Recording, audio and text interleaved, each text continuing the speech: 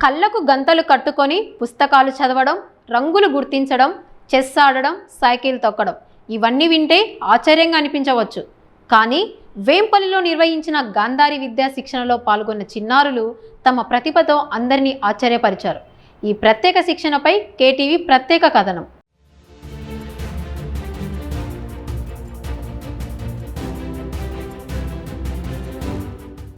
కడప జిల్లా వేంపల్లె పట్టణంలో కవి ఆధ్యాత్మిక శిక్షణ కేంద్రం ఆధ్వర్యంలో నెల రోజుల పాటు 6 నుంచి 16 సంవత్సరాల వయస్సు గల విద్యార్థులకు గాంధారి విద్యా శిక్షణ కార్యక్రమం నిర్వహించారు.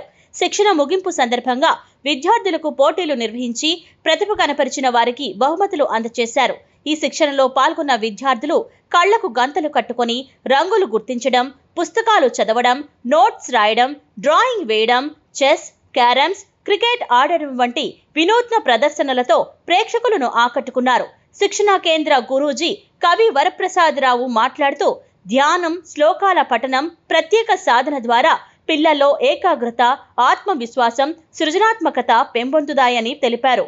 ఈ శిక్షణ ద్వారా విద్యార్థుల మానసిక వికాసం మెరుగై చదువుతో పాటు జీవితంలోనూ ఉన్నత స్థాయికి చేరుకునే అవకాశాలు పెరుగుతాయని చెప్పారు. పదవీ విరమణ పొందిన ఉపాధ్యాయుడు అయిన కవి వరప్రసాదరావు సమాజ సేవలో భాగంగా విద్యార్థులకు ఈ శిక్షణ అందించడం అభినందనీయమని పలువురు ప్రముఖులు పేర్కొన్నారు. వేంపల్లెలో ఈ కార్యక్రమం స్థానికంగా విశేష ఆసక్తిని రేకెత్తించింది.